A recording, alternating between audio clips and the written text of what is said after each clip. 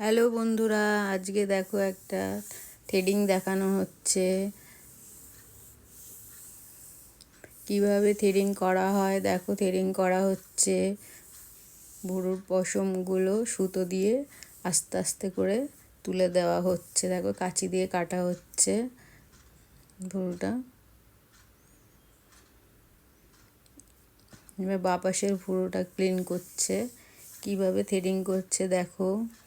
তোমরাও যদি করতে চাও তোমরাও করতে পারবে। দেখো কিভাবে করা হচ্ছে, নিচ থেকে আস্তে আস্তে লাইন ধরে ধরে ভুরুগুলো তুলে দেওয়া হচ্ছে, পশমগুলো তোলা হচ্ছে।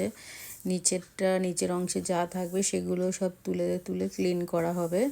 দেখো আস্তে আস্তে করে।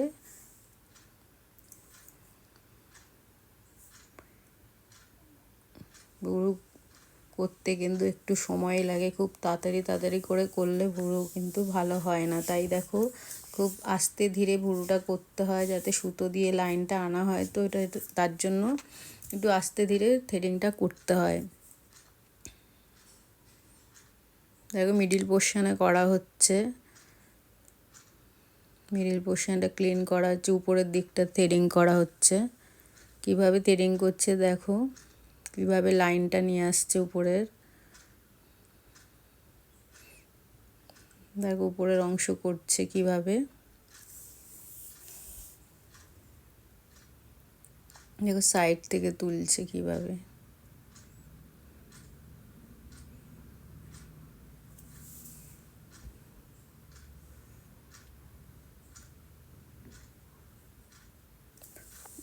খুব মোটা ভুরু নয়, মিডিয়াম ভুরু, গ্রোথও অত বেশি নয়।